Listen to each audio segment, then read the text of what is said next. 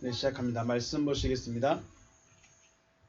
신약성경 요한복음 16장 1절입니다.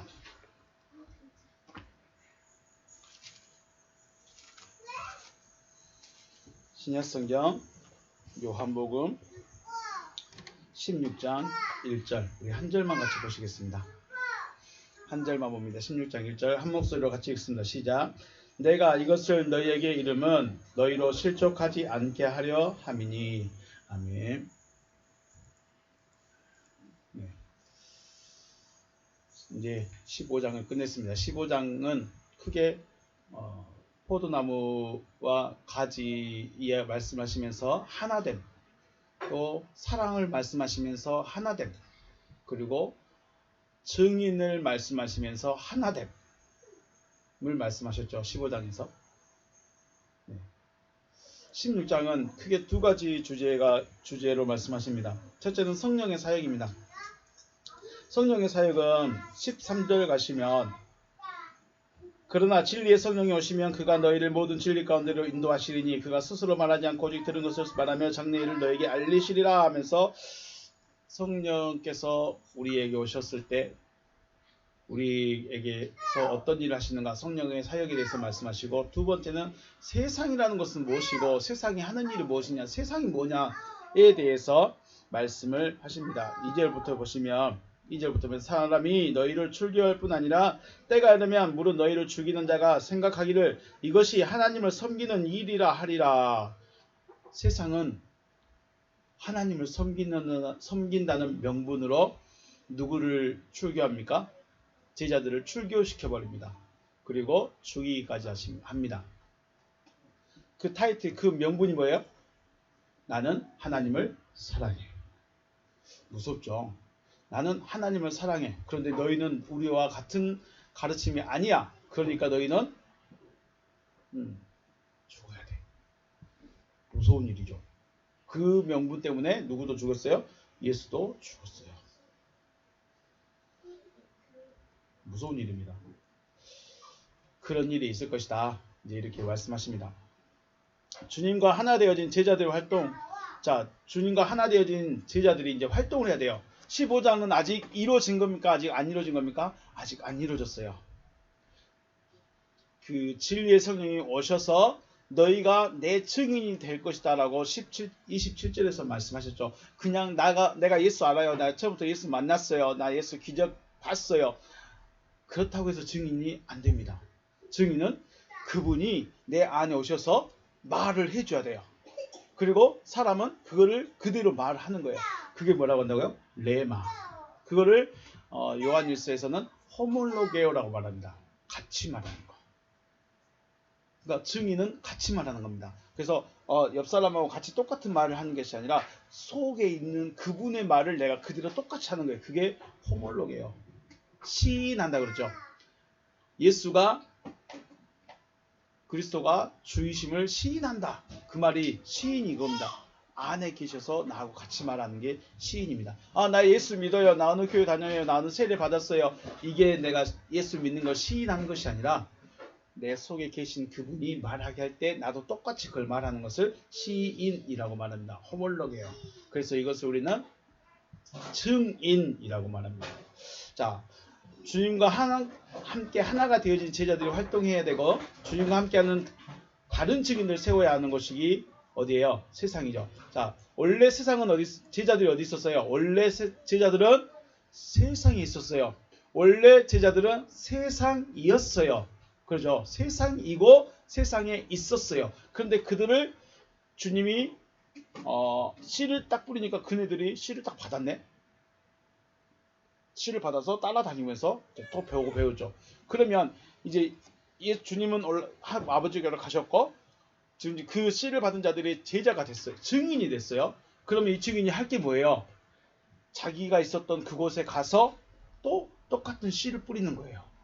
그래서 또 똑같은 제자들을, 증인들을 또 만들어내는 거예요.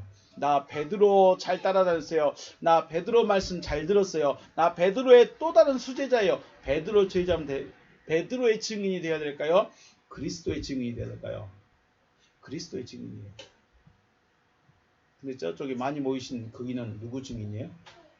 베드로 증인, 베드로 증인. 신기해요.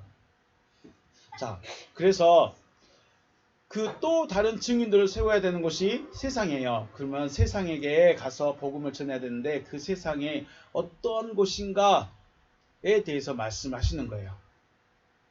이해가 되시죠? 세상은 결국은 나의 본질을 말하는 거예요. 내가 누구였는가를 또 말해주는 거예요. 내가 원래 세상이었고 세상에 속해 있었기 때문에 여러분이 세상이었고 세상이고 세상에 속해 있기 때문에 우리의 본질을 보는 겁니다. 그리고 우리가 우리의 본질을 벗어버리면 주님의 증인이 될 수 있다는 것이죠. 우리가 지금까지 세상이라는 개념을 생각해 봤을 때 세상은 어떤 곳이에요? 지금까지 우리 신앙관에서는 세상은 예수 앞에 나오지 않고 예수를 거부하는 생각, 철학, 이게 세상이었죠. 우리가 지금까지 알고 있는 세상은 교회 밖은 어디예요? 세상. 예수 안 믿으면 세상적인 사람. 교회 안에 들어와서 예수 믿는다고 고백하고 기도하고 헌금하고 충성하고 봉사하고 했는데 저 밖에 있는 사람하고 생각이나 가치관이나 행동이 똑같아. 그래도 우리는 뭐예요? 난 세상이 아니래. 왜요? 교회 안에 들어왔으니까. 그게 지금까지 우리의 신앙관이었어요. 그러니까 특별하게 변화에 대한 갈급함이 없어요. 물론 저도 그랬어요. 왜 안 되지라는 것은 고민하는데 변화 자체는 일어나지 않습니다. 왜 안 일어날까요? 일어날 수 있는 조건이 안 되는 거죠. 변화가 되어질 수 있는 우리의 근본을, 우리의 본질을 바꾸는 그 작업은 없었다는 거죠. 예수를 믿는데 안 믿는 사람하고 생각이 똑같아. 그 생각이 똑같다는 게 1 더하기 1은 우리는 2라고, 1 더하기 1을 우리는 3이라고 안 하죠. 그런 거 아닙니다. 가치관이 다른 거예요. 가치관이 똑같아요. 예수 믿는데, 교회 다니는데, 먹고 마시는데, 먹고 잘 입고 잘 먹고 잘 사는 것에만 목적을 둬버렸다. 이거는 안 믿는 사람, 교회 안 다니는 사람도 똑같아요. 사상이, 철학이, 추구하는 게 그게 같다는 거예요. 우리는 생각을 바꿔야 되고 가치관을 바꿔야 되는 거지. 뭐 그 사람들이 생각하는 돈의 개념을 바꾼다든가, 아니 돈을 따르게 본다든가, 수학을 따르게 본다든가, 직업을 따르게 본다든가, 이런 가치관을 말하는 게 아닙니다. 교회 다녀도 좀 달라야 되는데 똑같아. 그 말은 1 더하기 1은 우리는 3이라고 하니까 다르다, 이게 아니고 먹고 마시는데 목적을 두고 있으면 똑같다는 겁니다. 그래서 결국은 예수를 거부하는 생각이나 사상이나 철학을 가진 사람들, 이들의 실질적인 사람이고 사람이 세상이에요. 세상은 누구예요? 세상은 따로 있는 게 아니에요. 세상은 누구예요? 나가 세상이에요. 근데 내가 왜 세상이냐, 내가 어떻게 세상이냐, 내가 추구하고 목적하고 바라보고 내 안에 있는 것이 무엇이냐에 따라서 내가 세상이 될 수도 있고 다른 존재가 될 수 있다는 거예요. 자, 그런데 요한복음 시대, 즉 진리 시대에서는, 진리 시대에서의 세상은 하나님을 알고 말씀을 듣는 자 둘 중에 있어요. 우리는 지금까지 세상이라고 말하면 교회와 교회 밖에 있는 사람들을 세상이라고 말했는데, 요한복음 시대, 진리 시대에 딱 들어오면 하나님 이 교회 안에서 세상을 찾아내는 거예요. 말씀을 들었는데 말씀이 믿음이 되지 못하고 또 생활화 되지 못하고 생명이 되지 못하는 사람을 세상이라고 말합니다.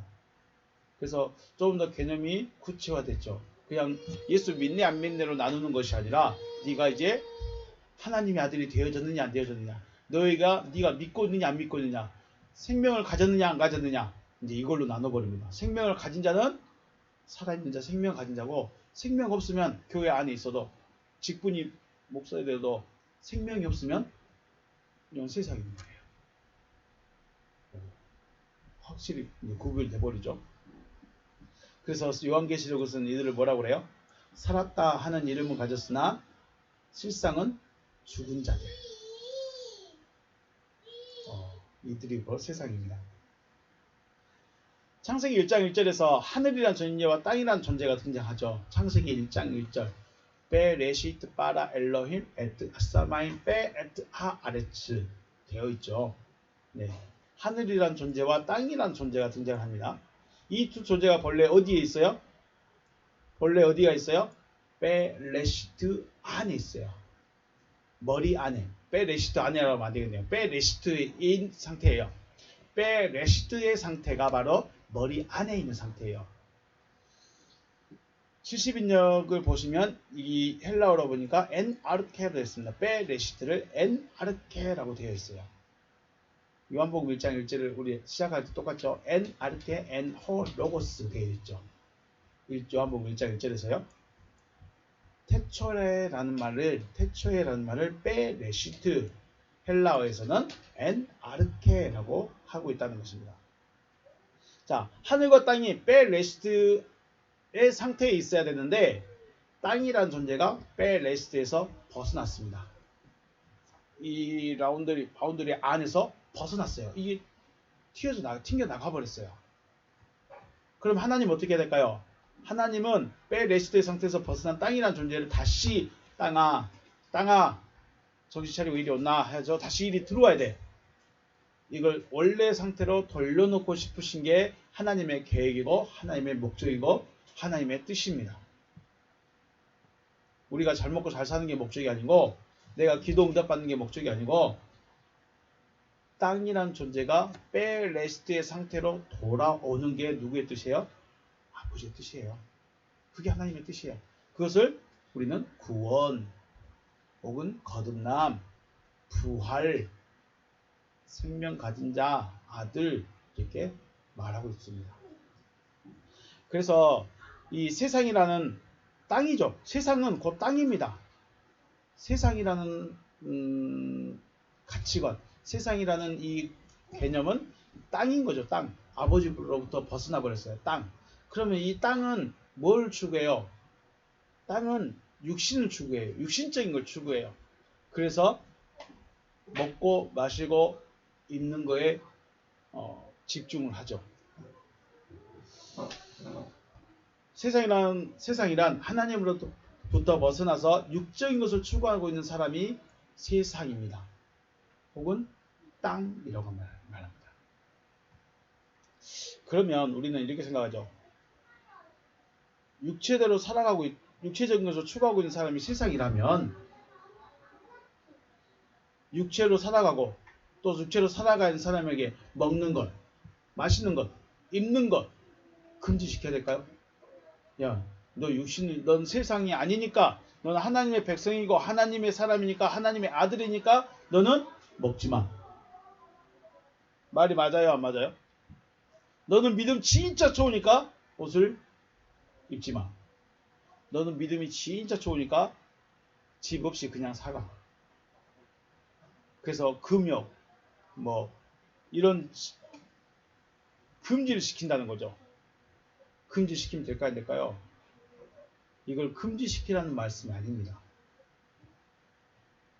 그래서 예수님도 산상수훈에서 육적인 것으로 인해서 염려하지 말라. 먹고 마시고 입는 것으로 인해서 너희가 염려하지 말라. 이는 다 누가 구하는 것들이다? 이방인들이 구하는 것들이다 라고 하시면서 먼저 구해야 될 것이 그의 나라와 그의 의다라고 말씀하시는 거예요. 우리는 너무 잘 알아요. 우리는 먼저 그의 나라와 그의 의를 구하여야 한다는 것을 너무 잘 알아요. 그런데 이걸 구하다 보면 뭐가 빠져요? 먹는 거, 마시는 거, 입는 거, 내 학교, 직장 이것들이 뒤로 쳐져 버려. 그러면 안 될 것 같아.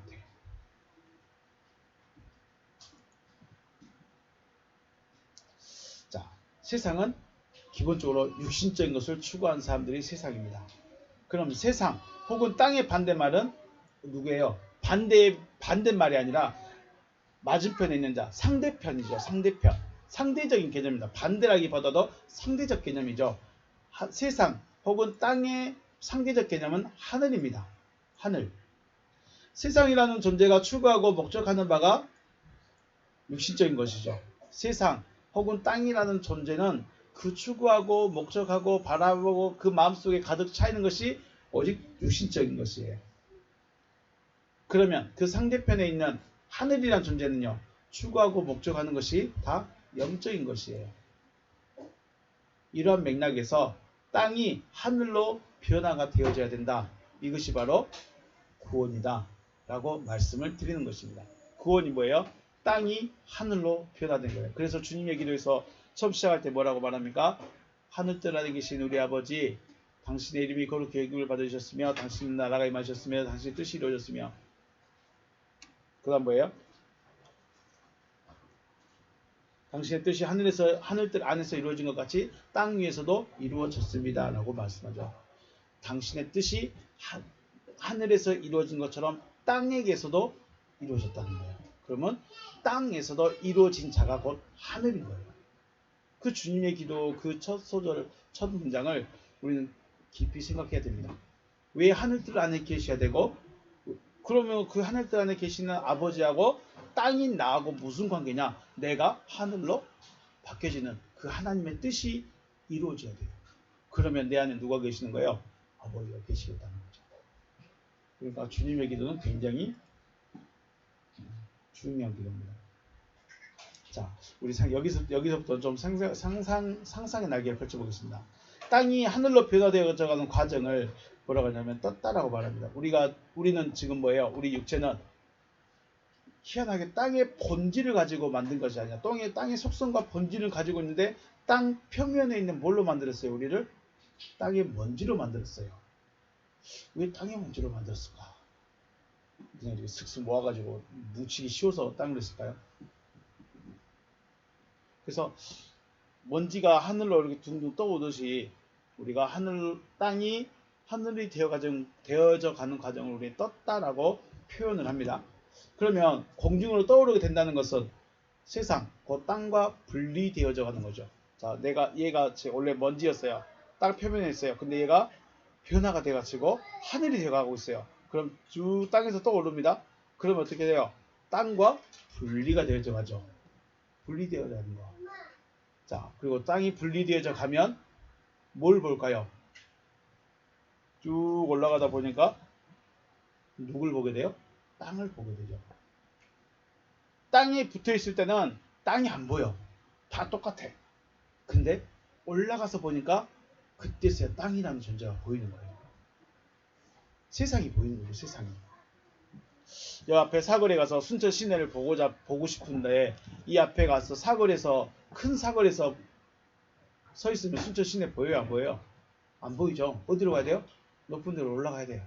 하다못해 저 뒷산 올라가든지 아니면 저 빌딩에 올라가야 돼. 아파트라도 올라가야 돼. 땅에서부터 떠서 올라가야만이 뭐가 보여요? 아래가 보여요. 세상이 보여요. 세상에서 멀어져야 세상이 보이고 세상에 속해 있어서는 세상이 안 보인다는 거죠. 그래서 육적인 삶을 사는 사람은 자신이 육적으로만 살아가고 있는지 알까요? 모를까요? 몰라요.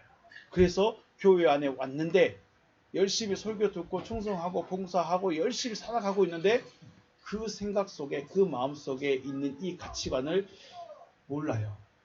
내가 얼마나 하나님 앞에 세상적이고 얼마나 이 변화되지 못하고 있다는 것을 못 느낀다는 거예요. 왜요? 그냥 거기서 살고 있기 때문에. 그러면 내가 나를 보려면 어떻게 돼요? 하나님께 가까이 가야 돼. 그 말은 뭔 말이에요? 하나님이 말씀하시고자 하신 것을 들어봐야 돼. 하나님이 무엇을 말하고 하나님이 어떻게 말씀하고 계신가, 하나님이 무엇을 원하신가를 한 번이라도 들어보면 내가 정말 세상이고 내가 정말 믿음이 아니었고 이런 걸 아는데 맨날 같이 모여가지고 그것만 하고 있으니까 내가 잘하고 있다고만 느끼는 거지 내 변화에 대해서는 전혀 생각을 못한다는 거죠. 여러분 어떻습니까? 여러분은 변화를 원하십니까? 변화를 원하는데 내가 왜 변화를 해야 되고 어떻게 변화가 되어져야 되는 것을 모른다면 진화론에서 말하는 진화가 안 되죠. 진화가 안 되는 거예요. 그래서 육적인 삶을 사는 사람은 자신이 육신적으로 살아가고 있다는 것을 볼 수가 없어요. 보려면 어떻게 될까요? 하나님께 한 번이라도 가봐야 돼. 하나님이 말씀하시는 것을 한 번만이라도 들어봐야 돼. 그래야 이게 믿음이고 이게 하나님께 나아가는 것이고 이게 하나님의 말씀이고 이게 내 정체고 이게 내 본질이구나. 내가 이런 상태구나. 한 번이라도 들어보면 안다는 거예요. 근데 안 들어. 아니, 못 들어요. 어제 아내하고도 이야기했는데, 어떤 문제가 터졌으면 이 문제에 대한 고민을 하고 생각을 해야 되는데, 이 본질에 대해서 생각을 안 해. 그냥 살아가. 물론 저도 그렇지만은 이 개념입니다. 우리가 변화된다는 것은 단순히 내가 갑자기 유령처럼 싹 몸의 육신 형태가 없어지는 이게 변화가 아니고, 만났더라. 왜 그래? 싸우네. 하나님께 한순간이라도 진짜 하나님의 말씀을 한 번만이라도 들어본다면 내가 나를 볼 수 있다는 거죠. 그러면 변화돼야 되구나. 내가 세상이구나. 내 믿음이 아니었구나. 이런 것들을 볼 수 있다는 거죠. 한 번쯤 보시길 주의 이름으로 축복합니다. 그렇다고 해서 당장 뭔가 되지 않습니다. 여전히 똑같아. 그래서 고민하고 또 기도하고 또 무너지고 또 말씀 앞에 또 서보고 그 과정에 연속성이 있어야겠죠. 16장 그런 내용으로 쭉 갑니다. 16장 1절입니다. 내가 이것을 너에게 이르면 너희로 실족하지 않게 하렵니다. 자, 타우타 이것을 목적격이 되었습니다. 이것을 렐랄레카 내가 말하였다. 완료되어 있죠. 말해버렸어요. 너희에게 휘민 내가 이것을 너희에게 말하였다. 히나 메 스칸달리스테테 되었습니다. 스칸달리스테테 걸려 넘어지지 않게 하려고 너희에게 말하였다. 그러면 지금까지 14장과 15장 다락방강에서 14장과 15장에서 주님이 지금 말씀하신 이유는 뭐예요? 지금 다락방강화 14장과 15장을 말씀하신 이유가 뭐라고요? 넘어지지 않게 하려고, 실족하지 않게 하려고. 그 말이 뭔 말일까요? 오늘 핵심적인 내용입니다. 스칸달리데테 기본형은 스칸달리조 되어 있습니다. 스칸달리조. 자, 스칸달리조 단어를 보겠습니다. 스칸달리조 뜻은 걸려 넘어지다. 걸려 넘어진 거예요. 함정에 들어가다. 함정에 빠지는 거죠. 죄에 빠지다. 죄를 범하다. 이런 식이고 4625번은 스칸달러온 되어 있습니다. 덫, 올가미, 함정, 죄 짓는 거. 이런 게 뭐예요? 스칸달리조.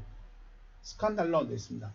이 단어는 다시 캄프토에서 유래했습니다. 캄프토. 기본 동사인데 다다 굽히다, 절하다. 이 말이 뭔 말이에요? 로마서에서 말씀했죠. 내가 누구에게 순종하든지 내가 순종하는 그 사람의 나는 종이다. 내가 누구에게 순종하든지 내 순종함을 받는 그 사람의 종이다. 내가 굽신 걸었다는 거죠. 캄프토 했던 거예요. 내가 머리를 숙여버렸어요. 그러면 나는 그 사람의 종인 거예요. 지금 이 상태예요. 그러니까 캄프토라는 말에서 유래된 스칸달리조는 굳이 말한다면 미혹에 빠져버린 거예요. 미혹에 빠졌다는 것과 함정에 빠진 건 좀 다른 의미긴 한데, 미혹은 이렇게 옆에서 말로 해가지고 넘어간 거라면, 이것은 스칸달리조는 내가 혼자 빠져버린 거예요. 미혹은 누군가가 와서 나에게 말했을 때 내가 넘어간 거고, 스칸달리조는 내가 스스로 넘어가 버리는 거예요. 내가 스스로 넘어가 버리는 것을 스칸달리조라고 말합니다. 자, 스칸달리조의 동사적인 실질적인 의미는 뭐다? 함정에 빠지는 거예요. 그렇기 때문에 스칸달리조 동사는 대부분 수동태로 쓰고 있습니다. 내가 빠진 것 같지만, 내가 빠지지만 또한 빠지게 하는 어떤 것에 의해서 빠지는 거예요. 미혹은 누군가가 내 옆에서 내게 말을 해서 내가 그걸 수용하고 넘어가 버리는 거지만, 이 함정에 빠지는 것은 내가 어떤 것에 의해서 내가 빠지는 거예요. 어떤 것에 의해서 내가 빠지는 게 스칸달리조라는 겁니다. 자, 우리는 세상, 땅으로부터 분리되어서 하늘이 되어져야 되는데, 환경과 조건과 상황 속에 빠져 있는 상태가 뭐예요? 스칸달리조의 상태예요. 쉽게 말해서 우리는 지금 열심히 말씀을 듣고 배우고 연구하고 고민하고 있는데, 하나님은 이렇구나, 하나님은 이렇게 하시는구나, 이게 구원이구나 라고 알았어. 그런데 너무 궁핍해. 그래서 말씀을 놔둬버렸어요. 그래서 어떻게 해요? 돈 벌러 가버렸어요. 그럼 뭐예요? 이게 환경에 빠져버린 거예요. 내가 일단 좀 먹고 살고 좀 육신에 먹고 살게 해놓고 다시 올게요. 함정에 빠져버린 거예요. 물론 그러면 안 되겠지만 그렇다 할지라도 놓으면 안 되겠지만 이런 상태가 바로 스칸달리즈의 상태예요. 내가 누군가가 야 너 그렇게 하고 먹고 살겠냐? 이리 와 내가 도와줄게. 대신 내 말 들어. 이건 미혹인데 내가 내 상황을 보니까 내 형편을 보니까 일단 좀 놔둬야 될 것 같아요. 그리고 스스로 타협을 해요. 내가 돈을 좀만 더 벌어놓고 올게요. 이게 뭐예요? 함정에 빠져버린 거예요. 환경과 조건 때문에. 자, 그렇다면 주님께서 사랑 또 하나됨 증인 이거 어디서 나왔어요? 창세기 요한복음 15장에서 말씀했죠. 사랑 포도나무와 같이 사랑 하나됨 증인 이렇게 말씀하시고 제자들에게 야 너 빠지면 안 돼. 함정에 빠지면 안 돼. 함정에 빠지지 않게 하려고 이것을 너에게 말했다는 거예요. 그러면 만약에 다락방 강화를 안 들었으면 다락방 강화가 무슨 말인지 모르면 함정에 빠질 수 있을까요? 못 빠질까요? 함정에 빠져버린 거예요. 참 무서운 거죠. 주님이 이렇게 말씀합니다. 야 내가 이것을 너에게 말한 것은 너희 함정에 안 빠지게 하려고 내가 말한 거야. 어마어마한 일들이 있을 거라는 거죠. 앞으로 일어나게 될 일들을 위해서 내가 미리 말했다는 거죠. 너희들한 대상들이 세상으로부터 분리되어져서 하늘이 되어져 가는데 다시 세상과 하나 되지 않도록 하기 위해서 다시 세상으로 돌아가지 않기 위해서 내가 이것들을 다 말해줬다라고 말씀하시는 거예요. 자, 그러면 우리는 어떻게 될까요? 우리가 다락방 강화를 들었으면 세상으로 돌아가야 될까요? 돌아가면 안 될까요? 돌아가면 안 되는데 참 어렵습니다. 자, 우리 스칸달리조라는 말이 굉장히 중요하고 연구해야 될 말이기 때문에 이 스칸달리조가 사용된 부분을 한번 살펴보겠습니다. 마태복음 5장 29절에서 30절 말씀, 유명한 말씀이죠. 만일 내 오른쪽 눈이 너로 실족하게 하거든, 스칸달리제입니다. 실족하게 하거든, 죄송합니다. 빼어내버리라. 내 백체 중 하나가 없어지고 온 몸이 지옥에 던지지 않는 것이 유익하며 또 만일 내 오른손이 너로 실족하게 하거든 찍어내버리라. 내 백체 중에 하나가 없어지고 온 몸이 지옥에 던지지 않는 것이 유익하니라. 결국은 오른 눈 빼버리라는 거죠. 잘못한 눈이 있으면 빼버리고 잘못한 손이 있으면 어떻게 하라고요? 찍어버리고. 와, 하나님 주님 진짜 극단적이시네. 어떻게 그래요? 어떻게 그래? 차라리 그러면 천국은 손 주겠다는 거죠. 그래서 잘라면 될까요? 안 될까요?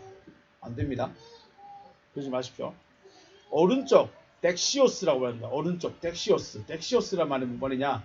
오른쪽이라고 하는 덱시오스는 받다, 취하다, 영접하다라는 데코마이에서 유래됐습니다. 그래서 오른쪽으로 우리가 그래서 뭔가를 주게 되면 오른손으로 받는 거, 받아들이는 거예요. 이게 오른손이라고요. 그러면 오른편에 있는 자와 왼편에 있는 자 이렇게 나누실 때 오른편에 있는 자들은 뭘까요? 오른편에 있는 자들은 왜 오른편에 있고 왼편에 있는 자들은 왜 그렇게 했을까요? 왜 오른편에 있는 자들은 가난한 자, 병든 자, 소외된 자, 약한 자를 찾아가서 도와주고 안아주고 이런 일들을 했을까요? 왜 그랬을까요? 오른편에 있는 자들은 뭐 한 거예요? 영접한 자들이에요. 누구를? 주님을. 누구를? 말씀을 영접하니까 그렇게 된다는 거예요. 왜요? 자기가 하고 싶어서 했을까요? 그냥 그게 될까요? 그때 양대 오른편에 있는 자들이 말하죠. 주님, 언제 주님이 굶주렸고 배고팠고 저렇고 집이 없었고 헐벗었고 아팠고 감옥에 갇혔습니까? 내가 한 게 아니라 지극히 네 형제 중에 지극히 작은 자에게 한 것이 곧 내게 한 것이다. 그럼 이게 뭔 말이에요?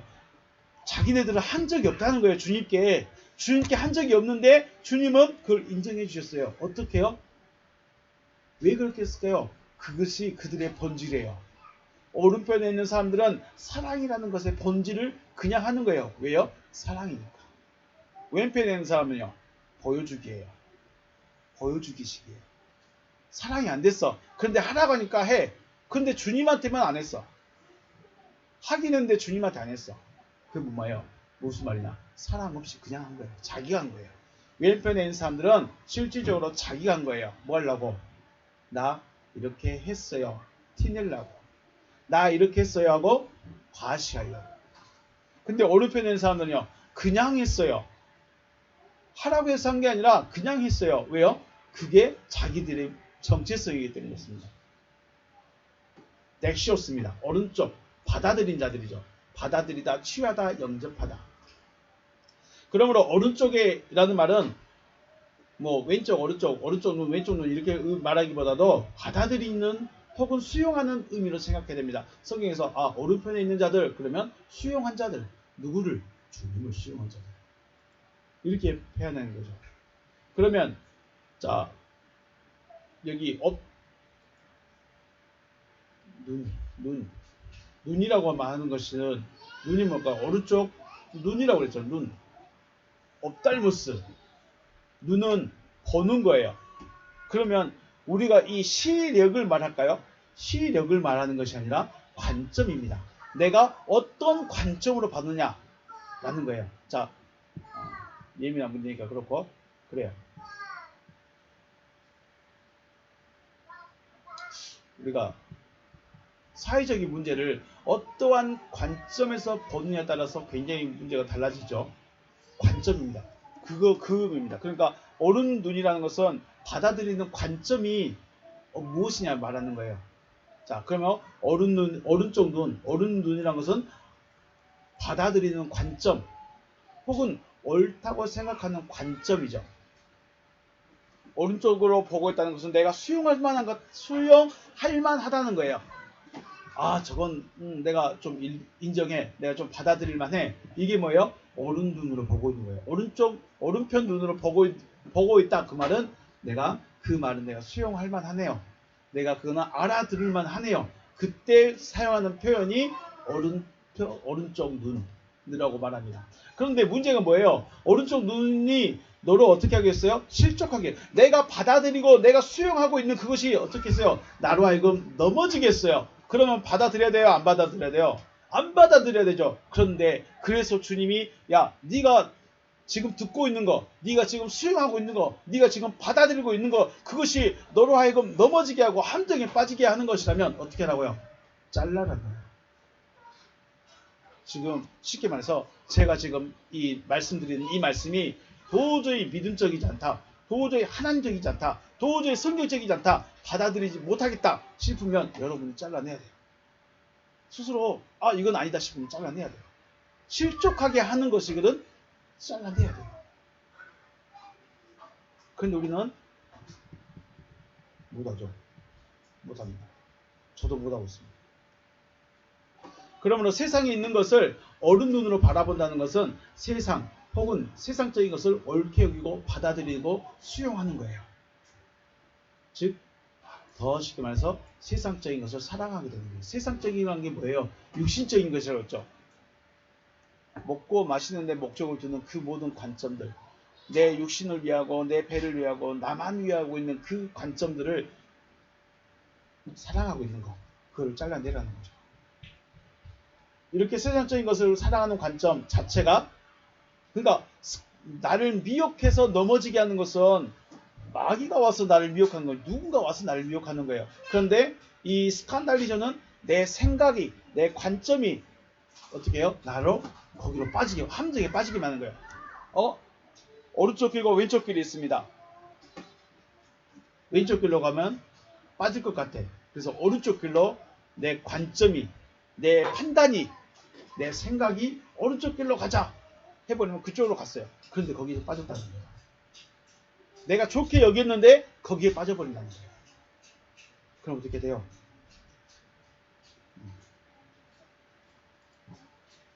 내가 간 거죠. 결론은 뭐냐면 이 스칸달리즘은 내가 가는 거예요.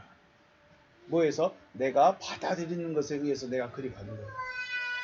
이게 스칸달리즘입니다. 그래서 중요한 것은 나의 관점입니다. 또 가치의 기준입니다. 내가 무엇을 했냐 안 했냐가 문제가 아니라 내가 그 문제에 대한 관점, 나의 생각, 가치, 기준 이런 것들의 문제죠. 그래서 여기서 제일 많이 나오는 게 뭐냐면, 그러면 앞에서 말씀드렸지, 야, 니는 믿음이 좋으니까 먹지도 않냐? 너는 믿음 좋으니까 옷도 없이 살 것이냐? 너는 믿음 좋으니까 네 자녀들 굶기고 있을래? 육신적인 것도 찾아야 될 거 아니야. 육신도 살아야 될 거 아니야. 이런 문제 나올 거 아니냐고요? 나옵니다. 제가 이 문제 때문에 엄청 고민하고 어려웠습니다. 나도 살아야 되는데, 나도 밥 먹어야 되는데, 나도 내 부모 공양해야 되는데, 나도 내 형제 돌아봐야 되는데 아무것도 못하고 있으니까 굉장히 고민됩니다. 가족을 사랑하지 않을 수 없는 것이고, 옷도 필요하고, 양식도 필요하고, 자동차도 필요하고, 집도 필요하고, 또 누구는 백도 필요하고, 그러죠. 필요해요.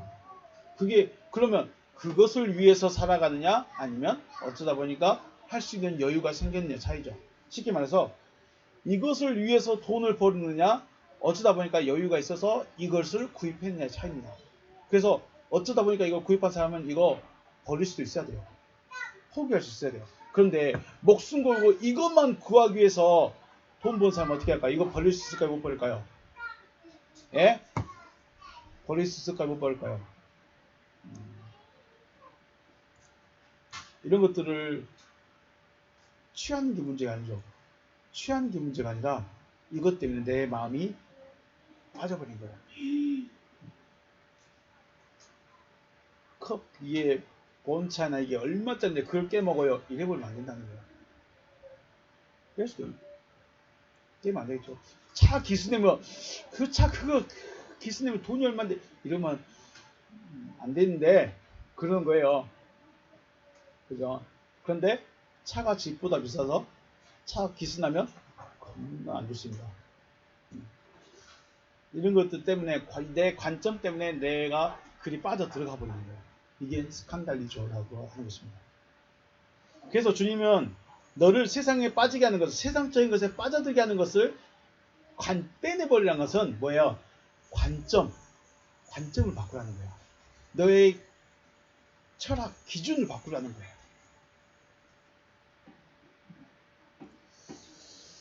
개념이나 관점은 사람마다 다를 수 있습니다.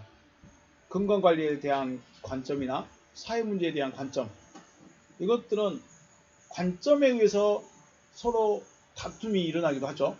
이것이 맞네 틀리냐면서 다툼이 일어납니다. 분열이 일어나죠. 많은 문제가 나타나기 시작합니다. 그래서 우리를 넘어지게 하는 것들은 외형적인 영향이 직접적인 요인으로 생각할 수 있지만 대부분은 나의 관점적인 요인이 크게 작용합니다. 자, 내가 믿음이 흔들리고 내가 욕심을 내고, 자, 제가 원차이나 컵에 욕심을 내기 시작했습니다. 이게 뭐예요? 내 기준이 달라져 버린 거예요. 내 보는 관점이, 야, 강대상에서 물 한 모금 마시는데 원차이나로 마셔야 되지 않겠니? 하는 욕심이 생겨버리면 스칸달리조가 돼버리는 거예요. 넘어져 버리는 거예요. 이게 중요한 게 아니잖아요. 내가 물을 마실 수 있느냐 없느냐 이것만 생각하면 되는데, 내가 10만원짜리 컵에다가 마시는 것과 2천원짜리 컵에 마시는 거 입맛이 달라 이렇게 생각해버리면 스칸달이 돼버린 거예요. 내 관점이 바뀌어버리는 거죠. 그러니까 결국은 내 안에 있는 개념, 내 안에 있는 관점들, 내 철학들, 내 기준이 바뀌어야 된다. 세상적인 것으로 되면 안 된다. 육신을 위한 것이면 안 된다는 것입니다. 이게 이해가 될지 모르겠습니다. 결혼을 하기 위해서 우리가 선을 봅니다. 물론 선을 보지 않는 사람들도 있는데 선을 보기도 하죠. 선을 보게 되면 제일 먼저 뭘 볼까요? 뭐 보셨어요? 키 보셨어요? 키? 자, 선을 보게 되면 외모를 봅니다. 먼저 딱 눈에 딱 들어줘. 눈에 그 사람 머리가 큰지 작은지, 키가 큰지 작은지 이걸 먼저 보게 되겠죠. 그리고 첫인상, 이 내 눈에 내 시각에 처음 들어오는 그 모습이 그 사람의 거의 대부분을 차지해버립니다. 잘생겼으면 다 잘할 것 같아요. 키도 크고 잘생겼으면 진짜 자기만 사랑해줄 것 같아요. 이게 뭐가 생겨버려요? 그 사람에 대한 기준이 딱 정해져 버립니다. 물론 보이는 것도 중요할 수 있는데 사람을 보다 보면 어떻게 해요? 뭐가 더 중요해요? 성격이나 요즘에 정말 많이 느끼는 겁니다. 자라나온 배경, 어떤 환경에서 자라왔느냐, 이게 굉장히 중요하죠. 또 가치관, 어떤 가치관과 어떤 성향을 가지고 있느냐 이런 것들을 볼 수 있어야 하는데, 첫 인상에서는 이것들 알 수 있을까요? 모를까요? 혹시 알 수 있더라도 어떻게 해요? 멋있게 포장을 하죠. 저는 양가 부모님의 사랑 안에서 안전하게 자랐습니다. 포장이에요. 그런데 그 가정이 폭력적인 가정이었는지 아니면 다른 중독에 의한 가정이었는지 모르잖아요. 포장될 확률이 훨씬 많습니다. 그래서 외모와 첫인상이 마음에 들어서 상대를 좋게 평가하게 된다면 내가 처음으로 내 안에 들어온 이 정보가 그 사람에 대한 거의 대부분이 차지해버리면 판단을 제대로 할 수 있을까요? 못할까요? 키 크고 잘생겼으면 다 용서가 돼. 성격 더러워도 용서되고 돈 없어도 용서되고 빚쟁이여도 용서가 되고 사람 말아먹어서도 용서가 돼. 용서가 될까요? 되시면 좋겠죠. 그래서 이게 왜 말하냐면 우리가 어떠한 관점을 가지고 있느냐가 굉장히 중요하다. 스칸달리조라는 말 자체가 뭐예요? 어떠한 관점으로 내가 보고 있느냐. 이걸 말하고 싶어 하는 것입니다. 핵심은 내가 어떻게 보고 생각하는가는 나의 관점이 나를 세상에 빠뜨리게도 할 수 있고 세상과 더 분리되게도 할 수 있다는 것이죠. 그래서 우리가 관점을 바꾸려면 살짝 뒤로 물러가서 보든지 높이 올라가서 보든지 하나님께 가까이 가봐야만이 그게 보인다는 겁니다. 하나님께 가까이 안 가면 나 자신을 볼 수 있을까요? 못 볼까요? 못 봐요. 내 정체성을 못 봐요.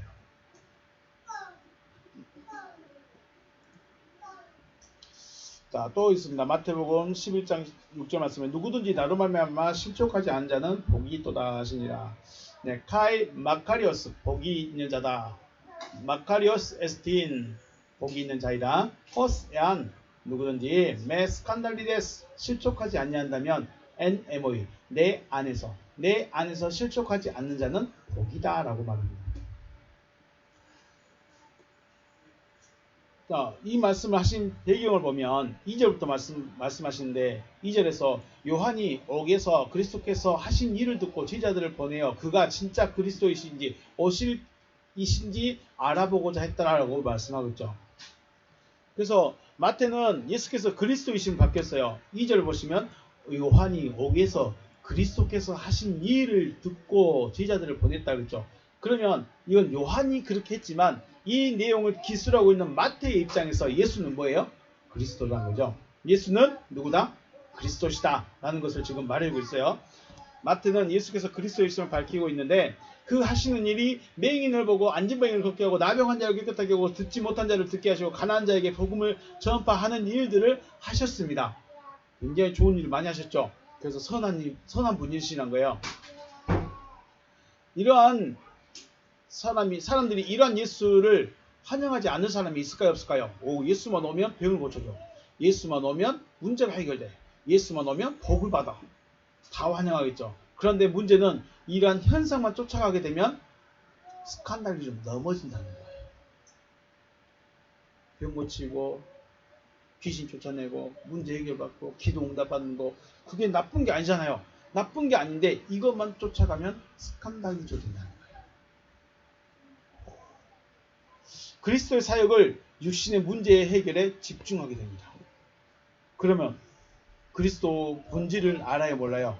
그리스도가 사랑이시고 사랑 자체이시고 그리스도는 생명 자체이시고 그리스도는 부활 자체이신데 보이는 것, 즉 육신의 문제를 해결에만 집중하다 보면 본질을 보지 못하고 이해하지 못하게 되는 것이 바로 스칸달리조 하고 있다는 거예요. 넘어지고 함정에 빠져가고 있다는 거예요. 우리가 예수 믿는데 병 고치는 예수, 기도 응답받는 예수, 은혜의 예수, 사랑의 예수, 포모전 예수 뭐 이러고만 있으면 그 본질을 못 본다는 거예요. 이해가 안 된다는 거예요. 그럼 뭐예요? 지금 저와 여러분의 입장에서는 그 사람들의 믿음 바뀔 수 있을까요? 못 바뀔까요? 안 바뀌어요. 바뀔 수가 없어요.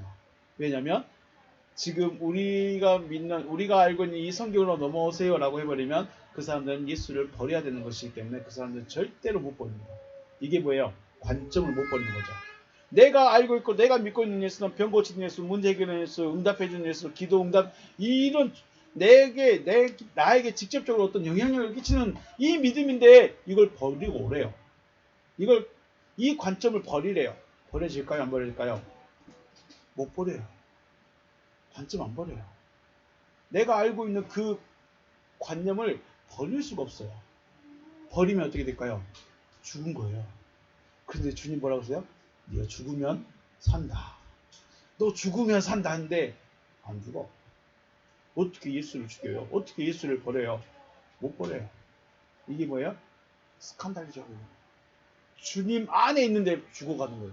주님 안에서 함정에 빠져가고 있는 거예요. 그럼 주님이 함정을 빠뜨린 거네. 그죠? 내 안에서 너희가 넘어지지 않아야 되는데 내 안에서 넘어지고 있다는 것은 뭐예요? 주님이 믿음의 사람들을 넘어뜨리기 있다는 거예요. 말이 돼야 안 돼요? 살고 싶어서 은혜 받으러 온 그 사람들을 주님이 밀쳐가지고 함정에 빠뜨려 버린 거예요. 말이 돼야 안 돼요? 안 되는 거죠. 그 관념을 못 버려요. 버릴 수가 없어요. 그래서 주님이 내 안에 있어 실족하지 않은 자가 거기 있다. 나로 말미암아 실족하지 아니한 자가 거기 있다. 그 말이 무슨 말일까? 곰곰이 생각해 보셔야 돼요. 왜 이 말씀하셨느냐? 2절과 3절, 4절에서 병 고치고 귀신 쫓아내고 안진병이 일어나고 모든 병자 고치고 가난한 자들의 복음 전파되고 이런 것만 보고 있다는 거야. 왜 이런 이야기 해놓고 자기가 해놓은 일을 하면서 자기가 일을 했잖아요. 병 고쳤고 귀신 쫓아냈고 안진병이 일어났고 눈먼 자 고쳐줬고 나병 환자 고쳐줬고 자기가 했잖아요. 그런데 자기 안에 오면 실족합니다. 이게 무슨 말일까? 관념을 못 바꾸면 넘어집니다. 넘어진다는 것은 단순히 넘어진 게 아니라 함정에 빠져버린 거예요. 자기가 자기 함정에 빠지는 거예요. 마태복음 13장 21절 그 속에 뿌리가 없어 잠시 견디다가 말씀으로 말미암아 환란이나 박해가 일어날 때에 곧 넘어지는 자다. 이 넘어지는 자를 뭐라고 했냐면 스칸달리제타이라고 되어 있습니다. 한번 읽어볼까요? 우크 에케이 소유하지 않고 있다. 때 흐리잔이라는 뿌리라는 말입니다. 뿌리 흐리잔 뿌리를 엔헤아우토 자기 자신의 뿌리를 소유하지 않고 있다. 자기 자신의 뿌리를 소유하지 않고 있다. 알라 프로스카이로스 에스틴 잠시 동안 그는 자기 자신 안에 뿌리를 소유하고 있지 않는 자다라는 거예요. 자기는 자기 안에 뿌리를 소유하고 있지 않다. 게노메노스 때 델리프세오스 디오그모 디아 톤 로건 그 말씀 때문에 환난과 핍박이 되어진다라고 되어 있죠. 일어나는 때라고 말하는데 기노마니가 되어지답니다.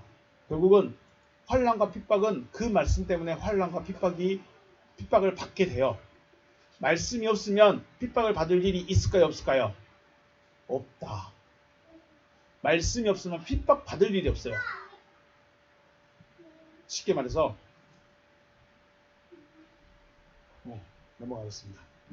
말씀이 없으면 환난과 핍박을 받을 일이 없는데 말씀을 가지고 있으면 환난과 핍박이 있다. 근데 이 말씀 때문에 유드 스칸달리제타이 실족한다. 금방 넘어져 버린다는 거예요.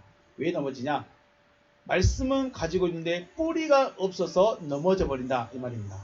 자, 그 말씀 때문에 환난과 핍박을 반드시 있을 것이라는 거예요. 반드시 말씀을 가지고 있는 자는 환난과 핍박을 만나게 됩니다.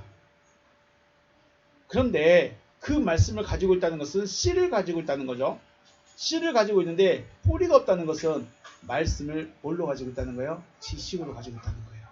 말씀이 마음에 들어와야 믿음이 되고 이것이 나를 움직이는데 마음에 안 들어있고 어디만 들어있어요? 머리만 들어있어. 지식에만 들어있어. 그러니까 뿌리가 없어요. 하나님이 우리를 구원하신대. 하나님이 나를 자기 아들 삼으신대. 이게 믿어지는 것과 알고 있는 것은 전혀 다릅니다. 전혀 다릅니다. 알고 있는 사람은 넘어집니다. 왜요? 현실적인 문제가 다가오기 때문에. 자, 제가 말씀을 잘 알고 있습니다. 하나님이 우리를 아들 삼겠대. 우리를 구원하시겠대. 우리가 빛이 돼야 된대. 라고 말씀 알고 있는데 다른 목사님 와서 아니요. 예수 이름 부르면 돼요. 교회 와서 충성하시면 되고 헌금하시면 되고 목사님 말씀 잘 들으면 천국 가고 복 받고 자녀 잘 되고 그럴 겁니다. 라고 아멘 해버리면 뭐예요? 넘어가는 거예요. 말씀은 가지고 있는데 말씀의 믿음이 아닌 거예요. 그냥 알고만 있는 거예요. 다른 가르침을 받았을 때 다른 가르침에 혹 해버리면 이게 그냥 넘어가는 거예요. 이게 뭐예요? 씨를 뺏겨버리는 거예요. 씨를 뺏겨버리니까 내 안에서 일어날 것이 아무것도 없다는 것입니다. 우리 요한계시록에서 가장 핵심적인 주제 중에 하나가 666이라는 거 있죠. 창세기 13장, 요한계시록 13장에서 666, 666이라는 숫자가 나옵니다. 666에 초점을 두기 전에 13장의 내용을 살펴보면 우리 666이 뭡니까? 666이? 우리 아셔야 돼요. 666이 뭐예요? 칩이에요? 볼까요? 자, 666을 말씀하는 그 요한계시록 12장과 13장, 12장에서는 여자에 대해서 이야기합니다. 두 여자가 나옵니다. 한 여자는 아들을 낳은 여자, 해를 품고 아들을 낳는, 빛을 품고 빛을 낳는 여자가 있고, 다른 여자는 누구예요? 방석 위에 앉은 여자가 있습니다. 두 여자가 나오고, 13장에서는 두 짐승이 나옵니다. 한 짐승이 있고, 그 다음에 바다로부터 올라오는 한 짐승이 있고, 그죠? 바다로부터 올라오는 짐승이 있고, 중간에 좀 넘어가 보면 땅에서 올라온 짐승 이야기가 있어요. 두 짐승에 대한 이야기예요. 그런데 이 666편은 누구에게 주냐면 땅에서 올라오는 짐승을 추종하는 자가 받는 게 뭐예요? 표예요. 이 표가 뭐예요? 666이에요. 자, 13장 말씀 보시면 그가 모든 자, 곧 작은 자나 큰 자나 부자나 가난한 자나 자유인이나 종들에게 그 오른손에나 이마에 뭐를 받게 해요? 표를 받게 해요. 이거 말씀했죠. 성령은 하나님은 하나님의 백성들에게 뭐를 해줘요? 인을 쳐줘요. 그런데 마귀도 그걸 따라했어. 하나님 인치시니까 하나님은 도장 찍으시니까 저는 도장 비슷한 표를 줄게요. 딱지를 줄게요. 그죠? 표를 받게 해요. 그 다음에 17절 누구든지 이 표를 가진 자 외에는 뭐를 못하게 해요? 매매를 못하게 하네. 매매. 뭐 사고 팔고. 그래서 우리가 이 표 없으면 요즘에 유명한 말 있죠. 백신 패스 있죠. 백신 맞은 증거가 없으면 목욕탕도 못 가고 도서관도 못 가고 학교도 못 가고 학원도 못 가고 음식점도 못 가고 그런 것처럼 이 표를 받아야만 화장지 살 수 있을까요? 화장지 사고 싶은데 이 표 있어요? 이 매매를 말할까요? 못하게 하니 이 표는 곧 짐승의 이름이나 그 이름의 수라. 지혜가 여기 있으니 총명한 자는 그 짐승의 수를 세어보라. 그것은 사람의 수니 그의 수는 666이니라. 이걸 잘 보셔야 돼요. 그러니까 왜 이 말씀 666이 어떻게 나왔냐면 두 짐승이 있는데 그 중에 땅에서 올라온 짐승이 권능을 보여줘요. 죽은 자를 살려버려요. 죽은 자를 살리는 권능을 해요. 엄청난 권능을 보여줘요. 땅에서 올라온 짐승이. 그러니까 사람들이 와, 저 진짜다. 자, 죽은 자 살리는 분 누구밖에 없어요? 예수밖에 없었죠. 예수밖에 없었어요. 그러니까 이 짐승이 예수가 살린 게 아니라 짐승이 살리니까 이 짐승을 보고 누구라고 그래요? 제가 예수다 해버려요. 얘가 제 이름 예수다 해버려요. 그러면 제 이름 예수가 됐으니까 사람들이 따라가요, 안 따라가요? 따라가겠죠. 막 따라가요. 따라가니까 오, 너 나에게 오는구나. 너는 내 편이라는 것을 내가 확인시켜줄게 하면서 뭘 줘요? 표를 줘요. 그런데 중요한 거. 표를 준 이유가 뭘까요? 이 짐승이 자기를 따라오는 추종자들에게 표를 준 이유가 있어요. 왜 표를 줬을까요?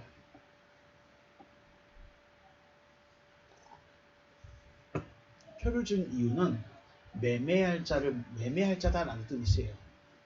아무한테나 주는 게 아니고 이 사람은 뭐하는 사람이다? 매매를 할 수 있는 자예요. 그럼 매매한다는 게 뭐예요? 사고 판다는 거죠. 뭘 사고 팔죠? 뭐가 매매물이죠? 뭐가 매물일까요? 곰곰이 생각해 보셔야 돼요. 자, 표는 짐승의 이름이에요. 표는 짐승의 이름이에요. 쉽게 말해서 너는 우리 예사하겠습니다. 표는 짐승의 이름입니다. 곧 매매할 수 있는 자들은 짐승의 이름을 가진 자들이 매매를 할 수 있어요. 짐승의 이름을 가지고 있는 자들이 뭘 할 수 있다고요? 매매를 할 수 있어요. 자, 그러면 우리 한번 생각해 볼까요? 말씀드렸죠? 예수는 죽은 자를 살릴 수 있고 많은 기적과 능력을 행했었어요. 그런데 땅에서 올라온 짐승이 예수와 똑같은 일을 하고 있어요. 그러면 사람들이, 말씀을 알지 못하는 사람들이 어떻게 하겠어요? 와, 저 사람이 누구다? 재림 예수다. 재림 예수다 해버리는 거예요. 그러면 그 땅의 짐승들, 자기를 추종하는 그 짐승을 따르는 그 추종자들에게 이제부터 너희는 누구의 이름으로 기도해라? 내 이름으로 기도해라. 내 이름으로 설교해라. 돼버리는 겁니다. 지금 우리는 누구 이름으로 기도해요? 물론 주의 이름으로 기도하고 있지만 그 전에는 예수 이름으로 기도합니다. 이렇게 하죠. 그런데 이제는 그때가 되면 누구 이름으로 기도해요? 짐승의 이름으로 기도를 하고, 짐승의 이름으로 설교를 하고, 짐승의 이름으로 안수기도를 해주고, 짐승의 이름으로 봉사하고 한다는 겁니다. 자, 마찬가지입니다. 땅에서 올라온 짐승이 누구를 흉내내요? 그리스도를 흉내내는 거예요, 지금. 그래서 자기 이름으로 기도하게 하고 자기 이름으로 설교하게 하는 거예요. 그렇다면 땅에서 올라온 짐승을 추종하는 자들의 가르침, 땅에서 올라오는 짐승을 추종하는 자들의 가르침과 그리스도의 가르침이 같을까요? 다를까요? 같을 수가 없죠. 같을 수가 없어요. 그런데 재미있는 것은 세상이 득세하고 세상이 득위를 하고 많은 사람들이 진리가 돼버려요. 사람이 많은 게 뭐가 돼버려요? 진리가 돼버려요. 많은 사람들이 다, 야, 지금까지 우리가 믿고 있는 그 신앙이 맞아. 그게 진리야. 거기서 변하면 안 돼. 넘어가면 이단이야. 해버렸어요. 근데 지금 저는 다른 말 하고 있어요. 그럼 저 뭐가 돼요? 저는 이상하게 돼요. 그래서 말씀을 알고 있느냐 모르고 있느냐, 내가 지금 어느 편에 서서 어떤 말을 하고 있느냐, 자기를 알까요 모를까요? 몰라요. 그래서 그리스도의 가르침을 따른 자들을 2단 3단을 하게 되는 것입니다. 이것을 뭐라고 그래요? 그 말씀 때문에 받게 되는 핍박이라고 합니다. 말씀 때문에, 그 말씀 때문에 받게 되는 핍박이에요. 여기 프레마타가 아니라 뭐예요? 폰 로곤이었죠. 말씀 때문에 받는 핍박이라는 것입니다. 그 말씀이 바라지 못하여 뿌리가 없으니까 저들의 가르침도 어떻게 해요? 맞다고 손뼉치고 은혜가 되네 할렐루야 하고 있다는 거예요. 어디서요? 땅에서 올라오는 짐승으로부터 표를 받은 그의 말을 아멘 아멘 하고 있다는 거예요. 뭐가 없으면요? 말씀이 없으면. 말씀이 없으면 그렇게 되고, 말씀을 가지고 있으면 너 우리 편 아니구나 하면서 핍박하고 죽이는 겁니다. 이게 지금 되는 거죠. 그럼 왜 이런 일이 생겼을까요? 왜 666이라는 말이 나오고, 왜 환란이라는 말이 나오고, 절대 볼 수 없어 지금까지 느껴보지 못했던 그런 환란을, 눈으로 본 적이 없는 환란을 하나님이 당하게 하셨을까요?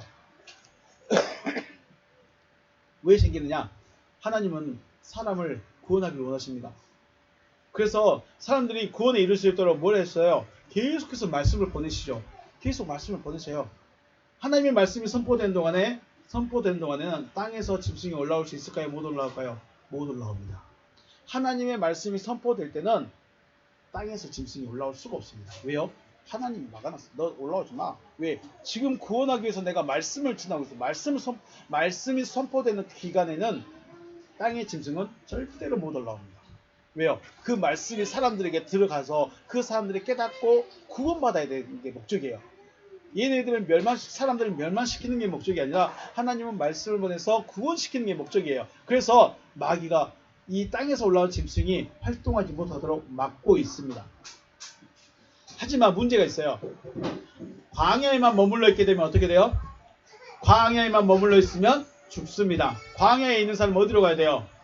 가나안으로 들어가야 돼요. 가나안에 못 갔다는 건 뭐예요? 광야에서 죽는다 이겁니다. 은혜 시대에만 머물러 있게 되면 진리 시대로 넘어가지 못해요.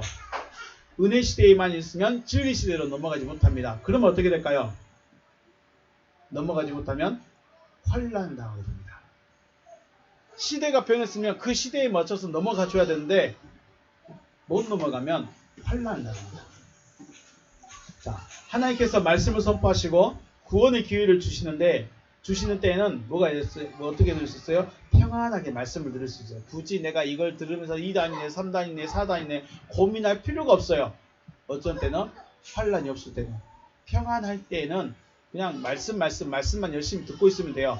굳이 고민하지 않고 이것이 2단 사설이냐 3단이냐 4단이냐 고민할 필요가 없어요. 왜요? 지금은 하나님의 말씀이 선포되는 시기이기 때문에. 그래서 평안하게 말씀을 들으면서 생각해보면서 고민하면서 내 구원에 대한 문제를 해결해 보라는 거예요. 근데 이때가 지나가면 어떤 시대가 와요?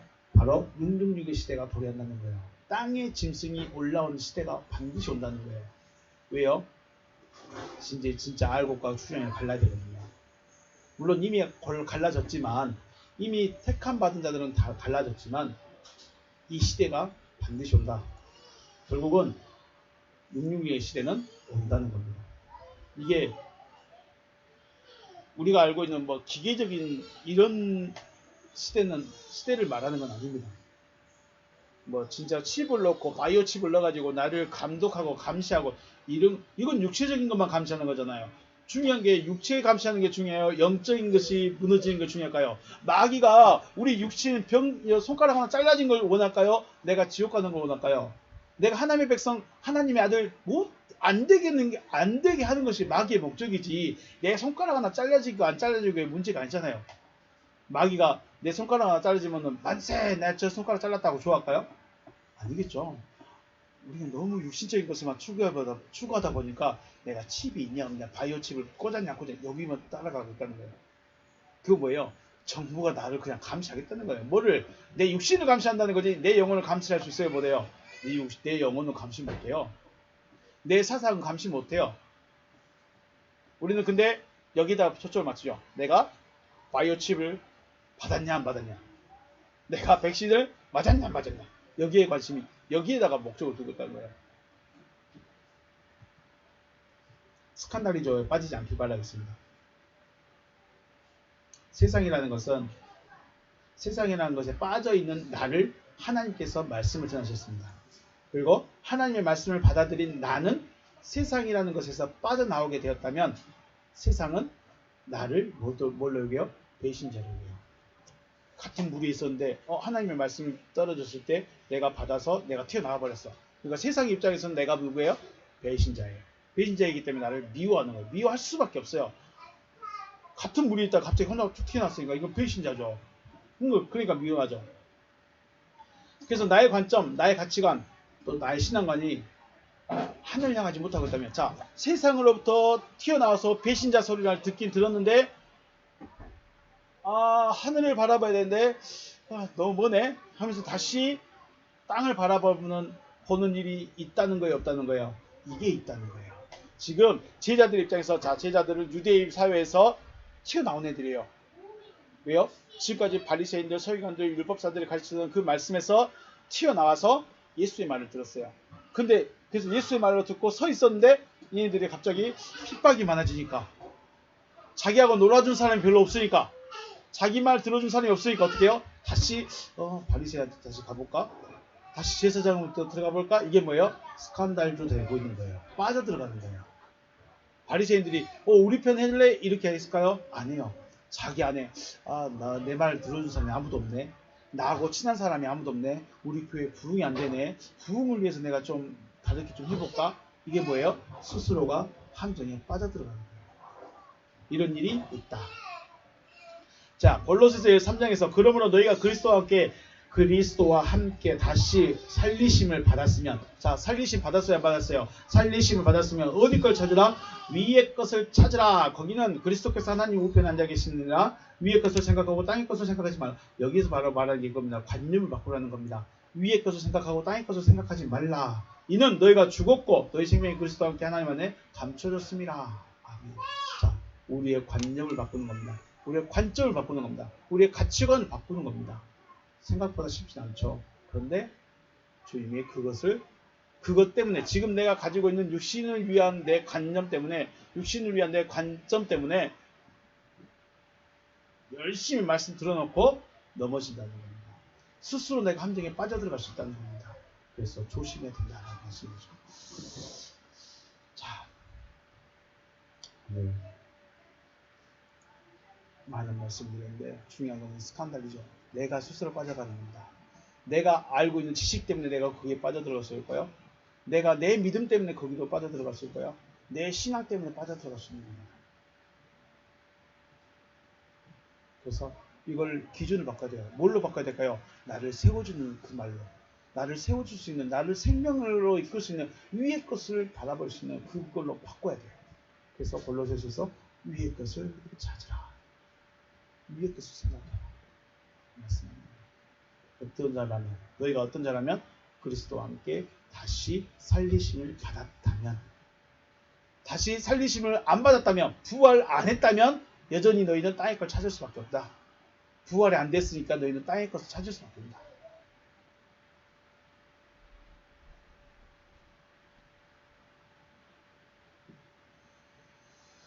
자, 저 여러분 위의 것을 생각할 수 있는 저희 되시길 주님으로 축복합니다. 오늘 여기서 마치겠습니다. 수고하셨습니다.